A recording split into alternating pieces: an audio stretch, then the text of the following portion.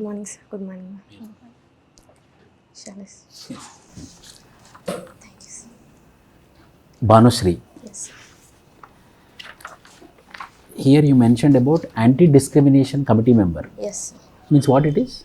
Sir, actually, it was a committee in our hostel. Our college it's like a mini India. We get people from various parts of world. There are some complaints such that they get discriminated on their identity and all. So we used to solve their complaints. Like for example, northeastern people will be Yes, sir, called yes, by yes. Yes, yes. racial Yes. discrimination, caste discrimination also.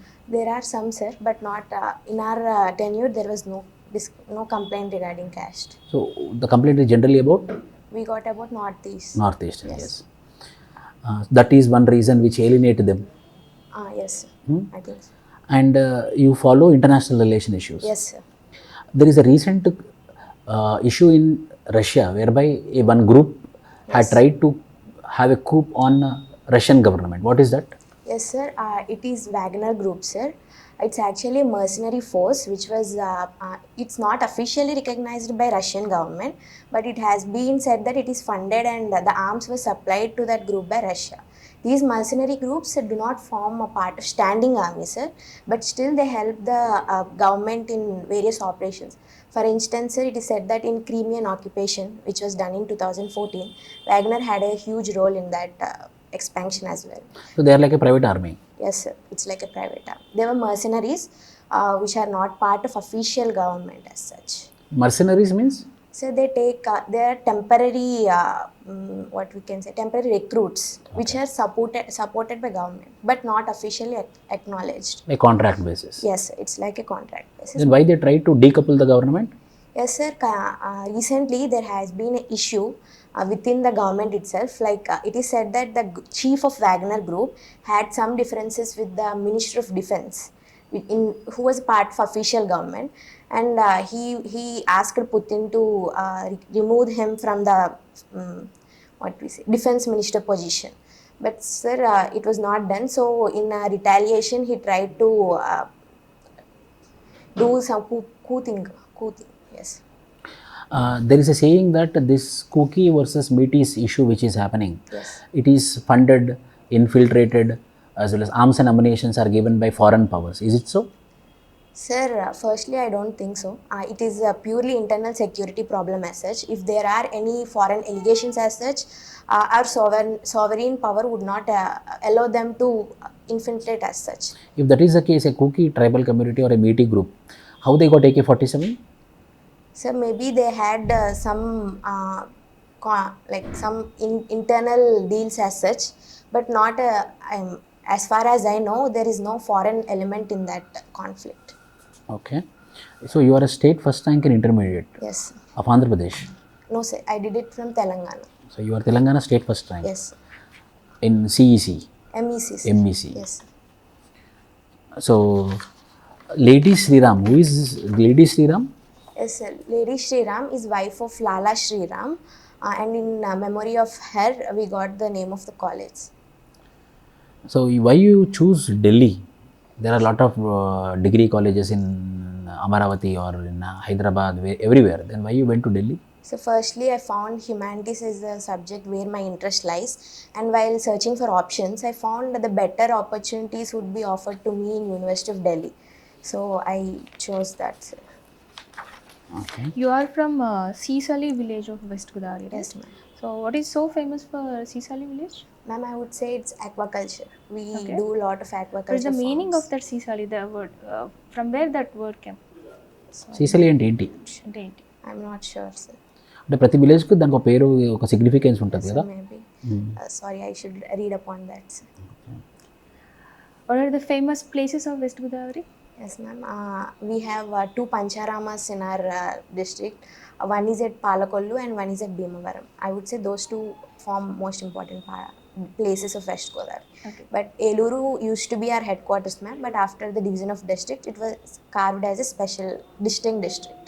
So being a native of West Godavari, Yes, ma'am. after becoming officer or to bring up your region to the administration, what would you propose to develop some regions of your region? Yes, ma'am. Ma'am, firstly, I would say the aquaculture because it forms, I would say, it forms the core of our economy. I would take steps to improve the aquaculture farming itself. For example, sir, currently we face the issue of antibiotics which were used in aquaculture. They pollute our fresh drinking water system. So for that, I would propose separate pipelines for drinking water and sewage water as well. And secondly, the religious tourism, ma'am. We have a lot of religious places, but still they are not yet recognized to the extent they should be. When it comes to Pancharamas, even we have Jain temple near our village itself. It was the temple of Adinath, the first Tirthankara, and I would like to develop the religious tourism as well. This one, Model United Nations. Yes, sir. What is stopping India to become a permanent member in UNSC? Yes, sir. So firstly, I would say the veto. To become a permanent member, the P5 countries should agree. As of now, 4 of P5 countries agreed for India's membership, sir, but China is the country which is vetoing our membership. So first roadblock is the vetoing of P5 members, sir. And secondly, I would say the rigid structure which was of current UN, because the entire, even the UNGA has 193 members, but it is unable to override the veto power of P5. So that would be the major roadblock. Why such discrimination? For example, the P5 countries are allowed to have nuclear weapons. Yes. And the P5 countries are having veto powers. Yes. Why these 5 countries are dominating UNSC and UNGA? Yes, sir. Firstly, I would say it is an arrangement of Cold War, sir. It has its roots in historical origin because, sir, yeah, even the UN was formed after World War II. It represented the world order which was present that time, sir, and it has been rigid. And even India currently was calling for reformed multilateralism to represent the current world order, to represent the current developing and global south, sir. And so I think the rigid nature of the P5 countries, even the nuclear weapons, they were part of NSG, which is a group that does not allow other countries to develop nuclear weapons. I tell that in this 21st century, whereas you told multipolar world, Yes. United Nations is obsolete. Yes. Sir, to an extent, I would say UN is not functioning to the role which it has been envisaged to. Because, sir, even if we see Russia-Ukraine war and all, so but it is not complete obsolete as such, because it has various organs such as UNICEF or UN Economic and Social Council, which had their part, which was done in their part. Even the Human Rights Council, they had humanitarian assistance as well. So, sir, I would say rather than being obsolete, we should reform the UN as such. So if you are given a chance to correct or rectify or modify yourself, what would you do? Modify? Rectify yourself? What are the areas you want to correct yourself? Yes, ma'am. Ma'am, firstly, I would say emotional intelligence. I think I am attached to some feelings or compassionate. If someone comes and tells me about their feelings, I would believe in them somewhat irrationally. Like I would not. I would go more towards the compassionate thing. I would like to work upon my emotional intelligence, ma'am. And secondly, it would be my dietary habits. I am unable to control my routine of diet, so I would work upon that. So if you are telling that in emotional intelligence you are weak, then after becoming a group 1 officer, how will you manage your emotional intelligence? Ma'am, firstly I would acknowledge that I am not weak, but I should work upon it. Okay. Yes. Very good. NCC C certificate. Yes. What is the difference between NCC and Bharat Scouts and Guides? Sir, sorry. NCC and Bharat Scouts and Guides. Scouts and Guides, sorry sir. You are unaware of No, it. sir. See, NCC is a second thing. First we have Bharat Scouts and Guides. From Bharat Scouts and Guides only NCC has an award. Okay, sir. NCC is for graduation as well as pre-graduation level. But in schooling level, we will be having Scouts and Guides. Okay, I am a scout. Okay, sir. Yes. Food donation to government school means whether they don't have food.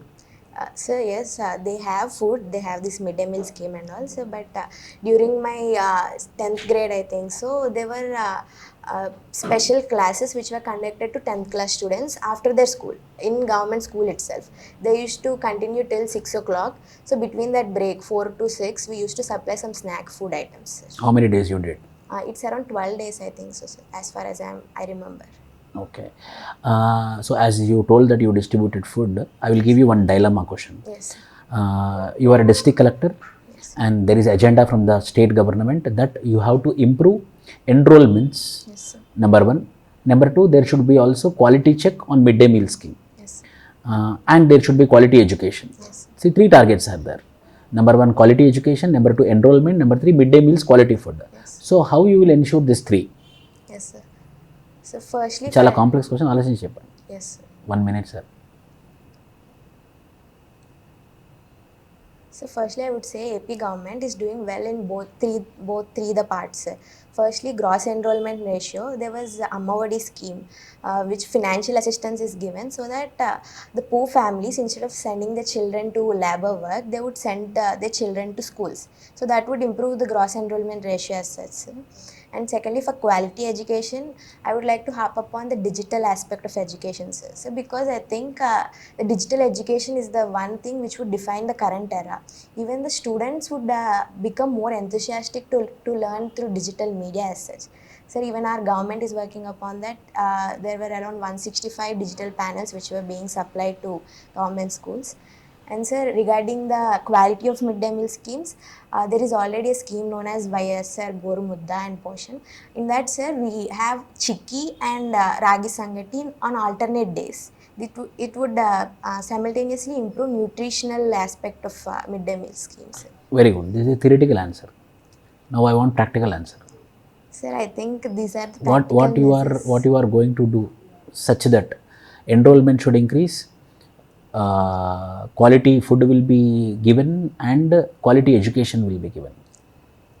See, enrollment is something where students should come to the school. Yes. Just by a government scheme, the students might not come. For example, child labor is there. Yes. If he go to a workplace, he will generate some income. Yes. So why he should, or the child should come to the school? Some incentive should be there. Yes, sir. That's what I think Ammavadi is providing the financial incentives.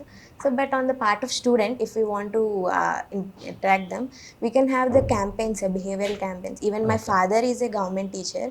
He held some door-to-door survey, Yes. such as held inspiring and generating awareness among parents as well as students to increase the enrollment as such. Being a woman aspirant, Yes, ma'am. aspiring to become a woman officer. Yes. So we have women reservations in India. Yes, ma'am. Are they sufficient right now in our society in India? Firstly, I would say the women reservations are present in local government level. Yes. It was under Article 243D. Yes. 33% of seats of local government have been reserved for women. But ma'am, I think it's not at all sufficient because as we see, even the proxy representation problem is plaguing that. I would say, ma'am, the current era would require reservation of women at higher levels, such as parliament. But ma'am, that has own challenges itself. I would think the starting ground would be reserving the seats for women in political parties. If there are 100 seats in a political party, some X number of seats should be reserved for women. It would be a fertile ground for women to start their career as such.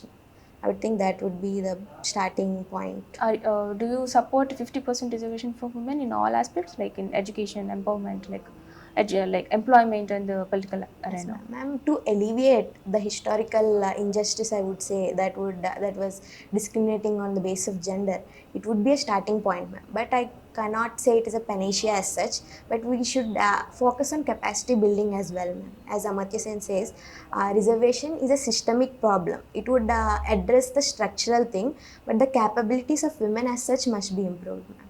Be it education or employment skilling as such. Yes. So you are saying that gender discrimination, right? Yes, ma'am. So what could be the reason? Is it because of patriarchy? Yes, ma'am. Patriarchy is the root cause, I would say, ma'am. It has been rooted in our Indian society as such. But ma'am, our society had come a long way.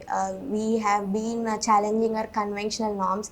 Even when we see the participation of women in today's life, we can acknowledge that we have come a So long. will you be with supporting patriarchal system or matriarchal system in our society? Ma'am, I would support gender equal system, not patriarchal. Even I remember a quote of I follow political thought, ma'am. There was a mother of feminism, Mary Wollstonecraft. She says feminism is not about empowering women over men, but it is empowering women over themselves. Like we should have our autonomy, we should have power over ourselves, not other men controlling our roles is not at all advisable. I Then think. what is feminism? Yes, sir. I would say this quote would perfectly encapsulate feminism. It was There is a difference between Western feminism and liberal feminism. sir, Western feminism and rebel. Liberal. Sir, I would say Western feminism is a sort of first wave feminism. During like there are three waves of feminism. Sir, during first wave, it was mostly concentrated upon civil and political rights. So, but currently, if we see the third wave of feminism, it's more towards gender roles and more wider scope of empowering women, be it from political sphere, social sphere, economic sphere. Even Western feminism rallies upon the slogan known as personal is political. What happens in our personal lives is also the issue of public life. It should not be confined to private sphere. In this context, my last question is Yes. whether marital rape should Yes, be criminalized. Yes, sir. Currently, it is under sub judice, so I should think it should be in the wisdom of judiciary to decide upon. No, your opinion. I Sir, directly asked your opinion. Yes, sir. I would say it should be criminalized because the very basic principle of bodily autonomy, which was, I think, one of the core human right to every human being, and even our political thought, Immanuel Kant talks about categorical imperative. Every man or woman is an end in itself. Like other can't control our bodily autonomy or something. So I would think criminalization of marital rape is essential. At the same time, there is also a complex situation whereby the law can be misused. Yes, sir. I think misuse of law exists in every sphere. It can't be a pretext to escape that criminalization. For that, we can erect some safeguards as such. Yes.